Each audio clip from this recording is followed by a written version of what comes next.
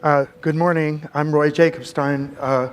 This is such a dynamic and fun and stimulating conference. I came last year as a guest and was so impressed and fortunate that I've joined IntraHealth.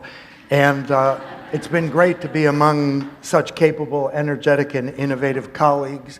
And now here I am with 5 minutes on the program. So I'm going to read 3 of my poems, all in some way related to our work at IntraHealth.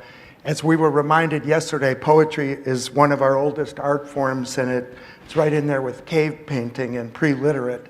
And thanks to T.S. Eliot, April is National Poetry Month. It's also National Welding Month, National Pecan Month, and Stress Awareness Month.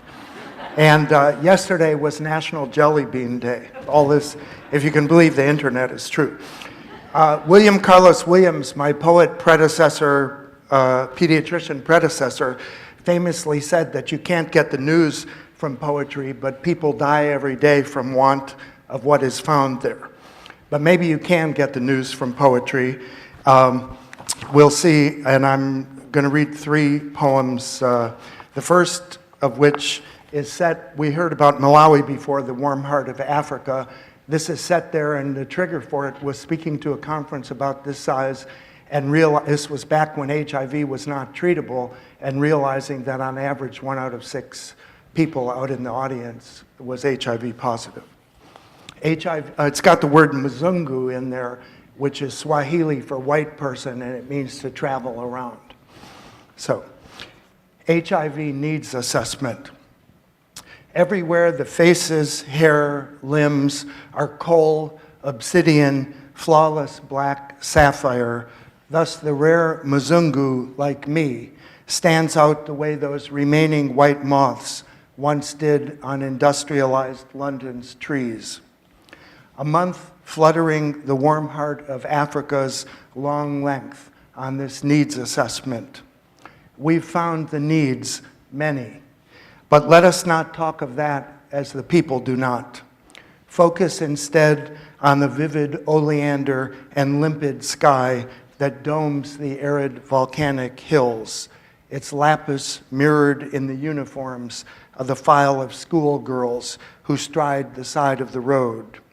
And when the talk, matter of fact, beyond resigned, bears left at the roundabout, glances upon a cousin's funeral attended yesterday, the 2 added children your colleague from the long way is now raising alone.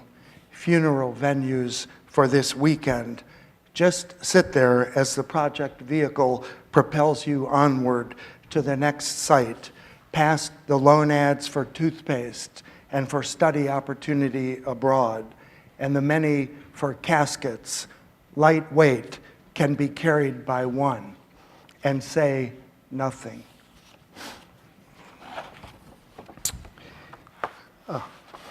A lot of our work at IntraHealth involves trying to improve women's reproductive health, as I know you know. And as it happens, the second poem has elements of women's reproductive health in it. It was written during a meeting at India on implementing best practices. And at that conference, we were reminded that a woman in the Netherlands has a 1 in 10,000 lifetime risk of maternal death, and a woman in Nigeria has a 1 in 29 lifetime risk. I had a poetry teacher from Kashmir, Aga Shahid Ali. He taught us that if you want to write about a big subject, you should write small, and if you're writing about a small subject, you could write big. And so like any poet, I wanted to violate that rules. And so this next poem is called The Taj. They tell you it's a wonder, a memorial to love, Shah Jahan for Mumtaz, his wife, and perhaps by extension of all men for their wives, and vice versa, why not, even for the very concept of love, and not only the earthly. That words can never do it justice, nor the glossy photos in the coffee table books. Plus, there's the poignant fact Jahan was imprisoned across the river by his son Aurangzeb, just before the dome was finally joined, and thus condemned to view the finished edifice he'd never entered every day those last few years of his long life. So you show up at 6 a.m., part the burgeoning horde of vendors, already your sweat-soaked shirts glommed to your back, and lo, shimmering in the distance, immaculate white marble and twinned waterborne white reflection, filling the archway with that roseate glow, taking everyone's breath and yours, as it was meant to do. But they don't tell you Mumtaz had 14 children and died in childbirth at 38, and Jahan had many other wives who comforted him and bore him many children, while he held dominion 2 more decades before Aurangzeb began to reign. This conference embodies how art and science, technology, creativity, and international development can intermingle. So to that list we can add business, because this last poem appeared in the Raleigh News and Observer business section. And it's called How to Thrive in the Office Cube. It'll have the quote sign again, too. Make peace with the space you're dealt. Be a beacon of equanimity and competence. Set out the photographs of Dad, the dog, the day you sailed the Blue Bay. With respect to your voice, don't lower it more than 2 octaves, though it will behoove you to call your new lover from a private phone.